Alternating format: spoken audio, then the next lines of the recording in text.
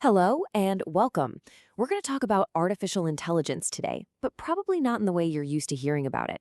See, this isn't about some frantic race to catch up with new technology. Instead, we're going to explore how AI is actually a tool that's just waiting for one specific ingredient, something you already have plenty of: your experience. So let's just dive right in.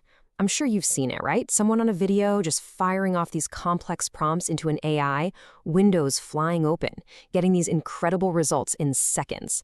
And maybe you've had that little thought in the back of your head: wow, by the time I type out one careful sentence, they've already done 10. Am I just too slow for this? Well, here is the absolute best news I can give you. The truth is, AI is not a speed typing contest. It's not grading you on how fast you can go. It's rewarding you for the substance you bring to the table. You see, these tools don't care about how quickly you type. They are hungry for the depth of what you know, your context, your judgment, your real-world wisdom. Okay, so for this first part, let's really unpack that idea.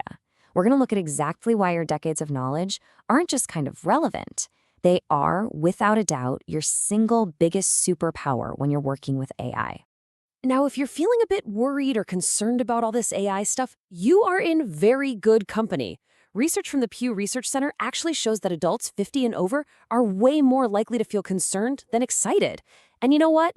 That's not a sign of being behind the times. It's a sign that you're thinking carefully about the real world, about risks and consequences, which it turns out is an absolutely crucial skill. So here's the key thing to get your head around. AI tools are basically just really, really powerful pattern matching machines. You can almost think of them like a mirror. They just reflect the quality of whatever you put in front of them. So if you give them a thin, rushed, generic question, well, you're going to get a thin, generic answer right back. But if you give them rich context, the kind of stuff that only comes from years of experience, that's when they can finally give you something specific and genuinely useful. And this right here shows you the difference perfectly. Look at the weak prompt. Write an email about a project delay. The AI has to guess everything. Who's the client? What's the tone? But look at the strong prompt. It's filled with your experience. You give it a role, you describe the client's personality, you define the tone you want. One is basically a shot in the dark. The other is a clear, confident instruction. You know, what you're adding to that better prompt has a fancy name. It's called domain expertise. Sounds technical, but it's really just a term for all the stuff you already have in your head. It's knowing the typical problems, remembering those weird one-off exceptions, understanding the unspoken rules of the office, and knowing what makes different people tick. That stuff, that's the gold that AI needs to go from being a toy to a real assistant. Okay, so we've established you have the expertise. Let's move on. In this next section, we're going to see how we can turn that expertise into simple, practical habits. We're shifting from the why your experience matters to the how you can easily translate what's in your head into powerful instructions for an AI. Here's a super simple framework to remember. Think of it like you're briefing someone on a task. First, you set the role. You are my calm, professional assistant.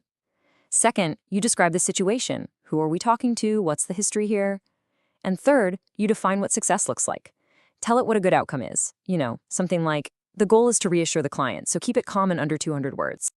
The best way to think about this is to stop thinking of AI as some mysterious black box. Instead, just treat it like a very capable but very inexperienced junior colleague, right? You wouldn't just bark a one-line order at them and expect perfection. No, you'd brief them clearly, you'd check their work, and you'd offer a little guidance to get it just right. It's a process you've probably done 1,000 times. And you can build on that relationship with a few more easy habits. Worried it didn't quite get what you meant? Just ask it to repeat the brief back to you in its own words. Don't love the first answer it gives you? No problem. Ask for 3 different options. You can also add what we call guardrails. Tell it what not to do, like avoid using corporate buzzwords. The point is, you are always in the driver's seat. Okay, this brings us to our final section, your path forward. This is all about how you can actually start building some confidence and bringing this into your work without it feeling like some giant, overwhelming homework project. Seriously, the best way to start is to recycle, not reinvent. You do not need to sit there staring at a blank screen. Your best teaching material for the AI is already sitting in your sent emails folder. Find an old email that you know really landed well with a client, copy and paste it in, and just say, learn this tone. Now help me draft a similar email about this new situation. It's that easy. And hey, if you feel like you're just kind of figuring this out as you go, Well, that's because pretty much everyone is. A recent survey found that while most people are using AI at work, only about a third of them have had any formal training at all. So your colleagues, younger and older, are in the exact same boat. You are not behind. But what if, after all this, you still feel a little slow, a little clumsy? That feeling is 100% normal when you're learning any new tool. The key isn't to suddenly become fast. The key is to start small and start with something real. So here's a really simple plan to get going. First, just pick one small recurring task that you find kind of draining, like summarizing long meeting notes. Second, practice in a safe space. Use old documents, non-sensitive stuff, so there's zero risk. And third, aim for small, repeatable wins. Just getting one good summary a week is a huge step forward. It's about building momentum, not becoming a master overnight. And ultimately, this is the partnership that you're aiming for. Let the AI handle the time jobs, the first drafts, the summarizing, the boring formatting. That frees you up to focus on the judgment jobs, the stuff where your experience is completely irreplaceable. Making those tough trade-off decisions, calming down a nervous client, or spotting a risk that no one else sees coming.